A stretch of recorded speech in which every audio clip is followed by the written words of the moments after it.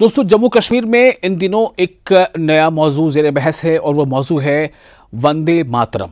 जी हाँ, हम सब जानते हैं कि वंदे मातरम राष्ट्रीय गीत है, कौमी गीत है, जैसे बहुत सारे और दूसरे गीत, और हर कौमी गीत का बहुत एहतराम है, बहुत सम्मान है। लेकिन इस कौमी गीत वंदे मातरम को लेकर जो संस्कृति शोभा है, शोभा संस्कृति, उसकी तरफ से जो एक निर्देश आया है स्कूलों को, उसमें यह है कि चूंकि वंदे मातरम के 150 साल पूरे हो रहे हैं इसके लिखे जाने के, तो 150 साल पूरे होने के मौके पर तमाम स्कूलों में इससे जुड़े कई प्रोग्राम्स होंगे और उसमें वंदे मातरम जो है उसको, उस गीत को गाना या उसकी अदायगी जो है वो ज़रूरी होगी। और इसके इस मौके पर जब ऐसे प्रोग्राम हो रहे होंगे तो स्कूलों में तमाम तलबा को हाजिर होना ज़रूरी है, हाजिर रहना ज़रूरी है, और तमाम जो स्टाफ मेंबर्स हैं उन्हें भी हाजिर रहना ज़रूरी है, चाहे वो टीचर्स हों। अब सवाल ये पैदा होता है कि जब ये जानकारी, ये नोटिस स्कूलों को गया तो उसके बाद से थोड़ी बेचैनी वादी कश्मीर में लोगों को महसूस की गई, क्योंकि वादी कश्मीर में जो एक अक्सरियत वहाँ पर मुसलमानों की है, और मुसलमानों को कहीं ना कहीं उनके जहनों में ये बात है कि वंदे मातरम जो कौमी गीत है, हमें कौमी गीत से परहेज़ नहीं है, किसी भी तरह का कौमी तराना हो या कौमी गीत हो उससे हमें कोई परहेज़ नहीं है। लेकिन इस कौमी गीत में कुछ ऐसे अल्फाज हैं जो हमारे अक़ीदे पर कहीं ना कहीं अक़ीदे को एक ठेस पहुँचाते हैं, इसलिए हम में से अगर कोई पढ़ना चाहे तो पढ़े, लेकिन इसको जोर जबरदस्ती इसे लागू किया जाना या इसे पढ़वाया जाना ये नहीं होना चाहिए। मैं इससे पहले कि आगे आपको और डिटेल में बताऊं, सबसे पहले आइए सुनते हैं कि जो मुफ्ती आज़म हैं नासिरुल इस्लाम मुफ्ती आज़म, वो क्या कह रहे हैं, जरा आप सुने। वंदे मातरम के हुक्मनामे की वजह से कुछ सवालात ने जन्म लिया। हकीकत यह है कि मुसलमान अपने दीन और अकायद के मुताबिक ज़िंदगी बसर करने का मुकम्मल हक रखता है। जमहूरी मुल्क के कवानीन का इतलाक़ सिर्फ इस हद तक काबिल कबूल है जो कवानीन मजहब और अकायद के बरखिलाफ न हो। वतन से मोहब्बत करना कोई जुर्म नहीं, मगर इसकी आड़ में नफ़रतों को फैलाना, भाईचारे की फ़िज़ा को दरहम बरहम करना, ऐसे हालात पैदा करना जो बुनियादी अकायद से मुतसादिम होते हों, नाकाबिल कबूल है। अगर दानिशगाहों को सिर्फ तालीमी और अखलाकी सरगर्मियों तक महदूद रखा जाए तो ये इंतहाई मुस्तहसन अमल होगा। दानिशगाहें तामीर अखलाक का अनमोल ज़रिया है, जिनकी मदद से बाहमी दोस्ती और अखुवत, हमदर्दी का पैगाम आम किया जा सकता है। वंदे मातरम के पढ़ने या गाने से कोई मकसद पूरा नहीं हो सकता है।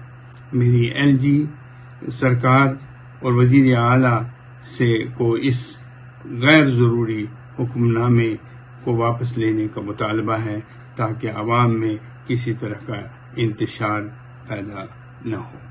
सुना आपने कि ग्रैंड मुफ्ती यानी मुफ्ती आज़म नासिरुल इस्लाम ने क्या कुछ कहा है। उन्होंने कहा है कि मुल्क की इज्जत, मुल्क से मोहब्बत ये हमारे दिलों में है, हमारे रगों में है, लेकिन एक ख़ास ऐसी चीज़ जिससे कहीं ना कहीं हमारे अक़ीदे को अगर ठेस पहुंचती है तो इसके लिए बहुत ज़्यादा दबाव बनाया जाना ये गैर ज़रूरी है।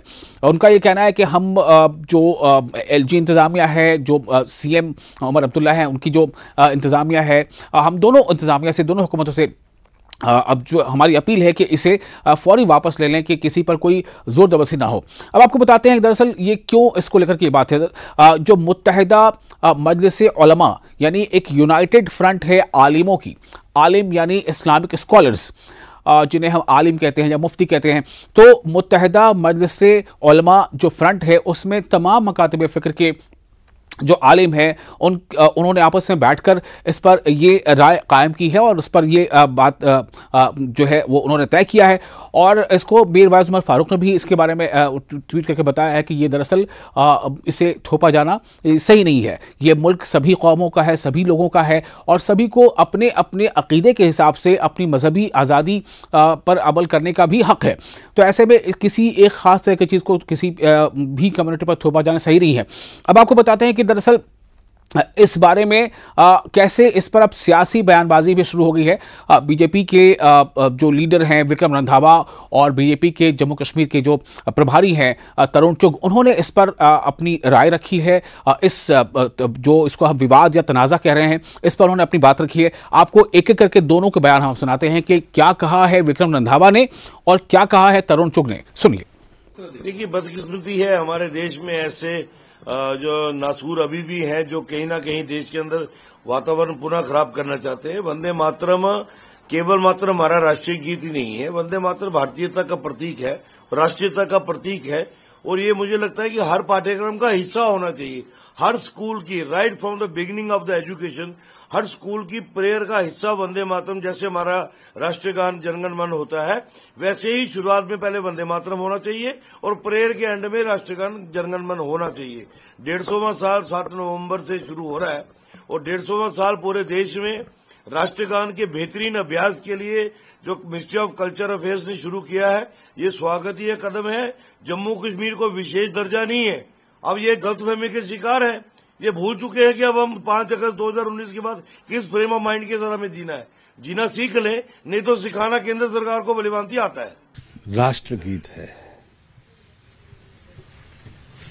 और राष्ट्रगीत गाना हर व्यक्ति के लिए गौरव का क्षण है। मैं सबसे निवेदन करूंगा, चाहे वो किसी पार्टी से हैं, किसी समुदाय से हैं, किसी वर्ग से हैं, इस पर राजनीति मत करें। राष्ट्रगीत राष्ट्र का गौरव होता है, राष्ट्रगीत राष्ट्र का प्राण होता है और वंदे मातरम का गौरवशाली और गर्वपूर्ण इतिहास भी है और हम सबको उस पर सम्मान भी है, गर्व भी है, गौरव भी है।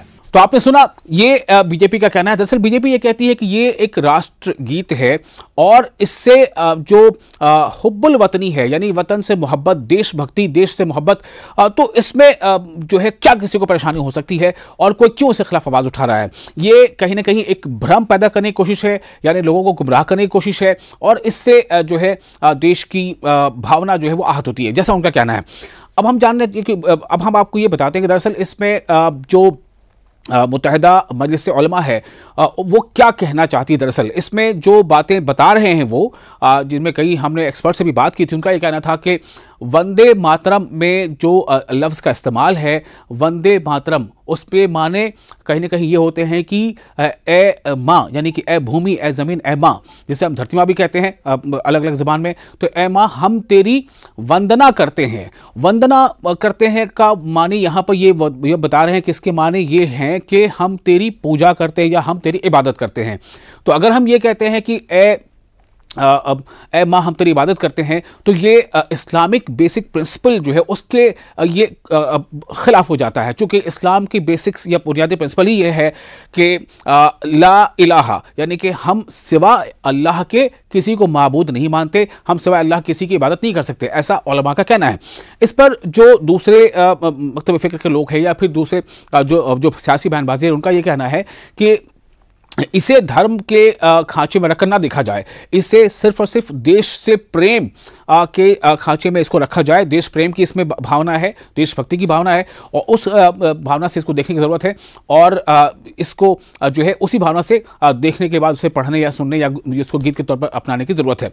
तो उस पर कुछ लोग ये भी कहते हैं कि भाई हमें जो है पता है कि हमारे अक़ीदे में क्या है और हमारे अक़ीदे के मुताबिक अगर ये ठीक नहीं बैठ रहा है या ये इससे हमारे अक़ीदे को थोड़ी कहीं ना कहीं उस पर ठेस पहुंचती है, तो फिर इस पर ज़ोर ज़बरदस्ती क्यों है। चूँकि हिंदुस्तान एक कसीर ज़बानों का एक मुल्क है, यहाँ पे बहुत तरह की ज़बानें बोली जाती हैं अलग अलग रियासतों में, तो सबको आज़ादी होनी चाहिए कि वो जिस तरह से चाहे अपनी ज़बान में मुल्क की आज़ादी के तराने को पढ़े। उन्होंने कहा कि हमें और किसी बहुत सारे आज़ादी के तराने हैं, सारे जहाँ से अच्छा हिंदुस्तान हमारा, या जन गण मन जो राष्ट्रगान है, या बहुत सारी ऐसी चीज़ें हैं, बहुत सारे और भी तराने हैं, उससे हमें कोई दिक्कत नहीं है। और इसको पैमाना नहीं बनाया जाना चाहिए कि अगर कोई इस लाइन को या इस पंक्ति को या इस मिसरे को पढ़ता हो तभी माना जाएगा कि हाँ वो देशभक्त है या मुहिब वतन है, बल्कि इसको हम अगर नहीं पढ़ते हैं तो उसका मतलब सिर्फ ये है कि ये हमारे अक़ीदे पर कहीं ना कहीं ठेस पहुँचाती है, जो कहना है मुफ्ती आज़म नासिरुल इस्लाम का। अब इस मामले पर उनका ये कहना है कि हमने अपील की है वज़ीर आला की जो इंतजामिया है उनसे भी और एलजी इंतजामिया से भी कि इसे जो है सब के लिए ज़रूरी करार न दिया जाए, इससे ज़बरदस्ती किसी पर नाफिजुल अमल बनाने की कोशिश न की जाए और इस नोटिस को वापस लिया जाए। और जिसे इस पर ये लोगों के लिए सम्मान की बात है कि लोग उसका सम्मान करें, उसकी इज्जत करें, उसका एहतराम करें, लेकिन ये ज़रूरी ना करार दिया जाए कि उस पर ना चाहते हुए भी जो है उसे गाना या पढ़ना या उसमें शामिल होना ज़रूरी होगा। अब देखते हैं कि आगे इस पर आगे बात कहाँ तक पहुँचती है।